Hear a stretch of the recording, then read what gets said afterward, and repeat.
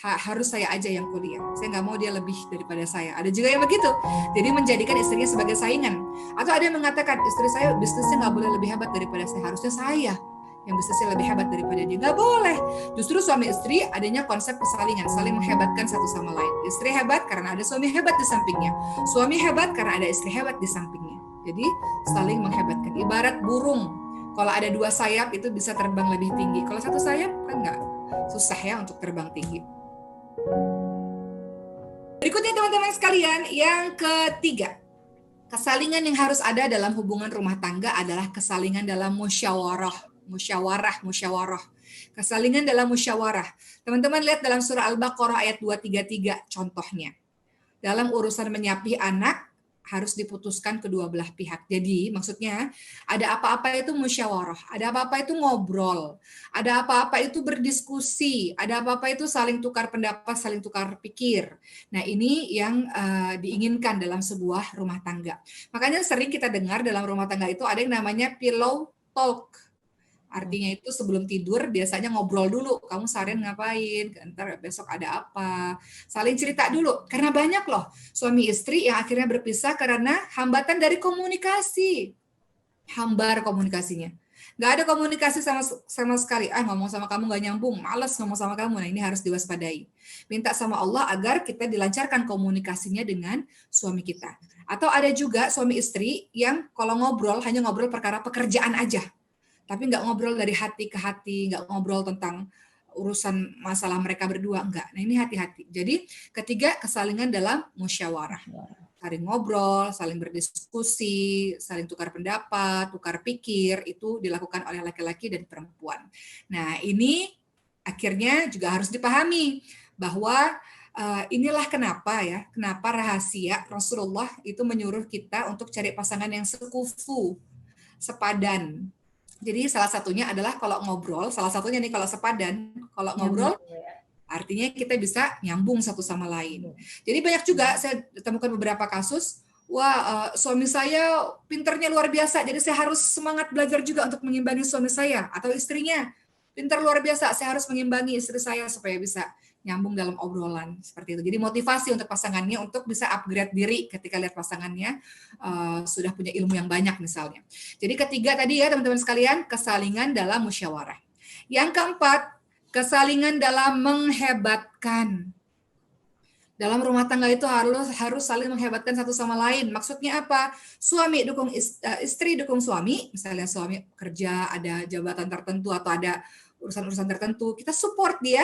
Suami juga support istri, misalnya ya Allah istriku kamu hebat banget ngurusin rumah tangga, berbentuk pujian-pujian sehingga membuat istri bersemangat dalam lebih hebat lagi dalam urusan rumah tangga misalnya. Jadi intinya kesalingan dalam menghebatkan satu sama lain. Jangan sampai merasa tersaingi. Banyak juga yang mengatakan, saya sering menemukan begini, istri saya nggak boleh kuliah, harus saya aja yang kuliah. Saya nggak mau dia lebih daripada saya. Ada juga yang begitu. Jadi menjadikan istrinya sebagai saingan.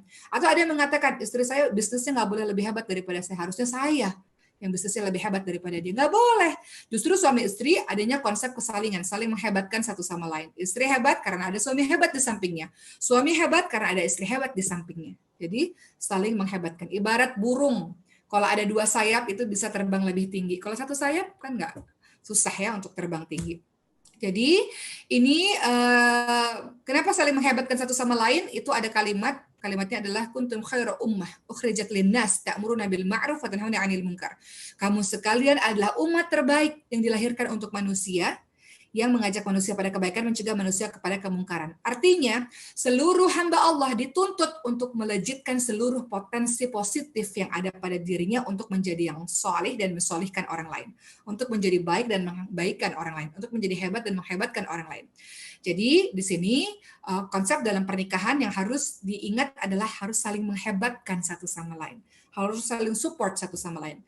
Dan terakhir, sebelum kita masuk sesi tanya jawab, yang kelima adalah konsep dalam berumah tangga. Harus ada kesalingan dalam memupuk cinta dan terus bersama sampai surga.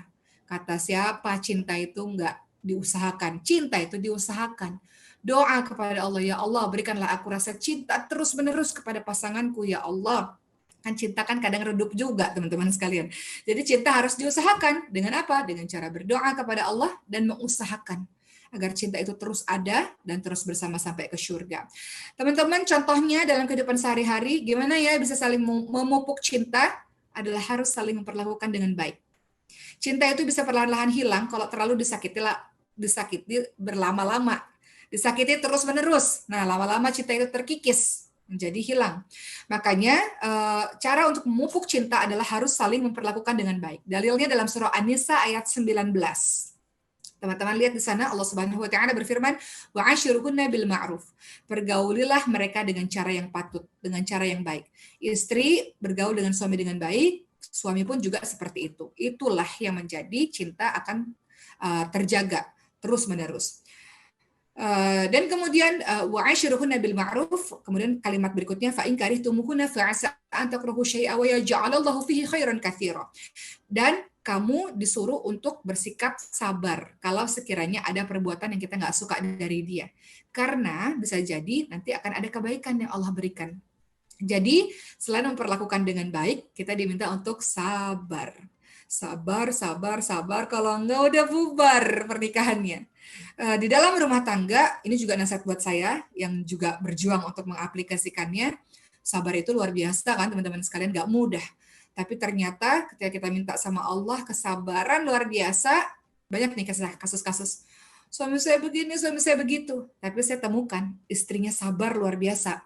Sabar itu dalam arti dia tetap terus berdoa kepada Allah, dia dekatkan diri kepada Allah Subhanahu wa taala, dia doakan suaminya. Mudah bagi Allah membalikkan telapak tangan, suaminya berubah, teman-teman sekalian. Saya pengen cerita satu kisah supaya jadi inspirasi sama teman-teman semua. Ada kisah, sang istri, ini kisah di Madinah. Sang istri mengatakan pada bapaknya, "Pak, selama bertahun-tahun saya nggak pernah cerita sama Bapak urusan rumah tangga saya, tapi saya udah nggak tahan. Nggak tahu lagi mau gimana, Pak. Karena suami saya ini orang yang kasar, suka mukul dan kata-katanya kasar. Saya nggak tahan lagi, apa yang harus saya lakukan, Pak? Tolong doakan saya, Pak. Tolong doakan saya," gitu. Kata sang istri begitu. "Tolong doakan saya, apa yang harus saya lakukan supaya rumah tangga saya baik-baik aja." Kemudian apa yang dilakukan oleh sang ayah? Sang ayah terus-menerus berdoa, teman-teman sekalian. Terus-menerus berdoa kepada Allah Subhanahu wa taala. Akhirnya sang ayah ini pergi ke Mekah, doa terus kepada Allah. Jadi selama umrah doanya itu, "Ya Allah, perbaikilah hubungan rumah tangga anakku dan suaminya." Tiba-tiba ketika pulang, kemudian ditanya, "Wahai anakku, bagaimana hubungan rumah tanggamu?" Kemudian sang anak mengatakan, "Selama bertahun-tahun ini aku sabar, wahai ayahku, aku berusaha untuk sabar." Dan kemudian memang terkadang pengen nyerah, pengen nggak mau lagi gitu, pengen nyerah. Tapi aku ingat dalam kalimat surah An-Nisa ayat 19 tadi disuruh untuk sabar. Dan nggak tahu kenapa, tiba-tiba nih ayah, tiba-tiba selama seminggu ini, suamiku tiba-tiba berubah sangat baik kepada aku, nggak tahu kenapa. Tiba-tiba dia berlutut kepadaku, dia minta maaf kepadaku. Nggak tahu apa yang terjadi kepada dirinya. Ternyata apa yang terjadi? Pertama akibat kesabaran, kedua akibat doa yang tiada henti terus-menerus. Apalagi didoakan oleh orang tua, oleh orang-orang yang salih di tempat-tempat yang mustajab.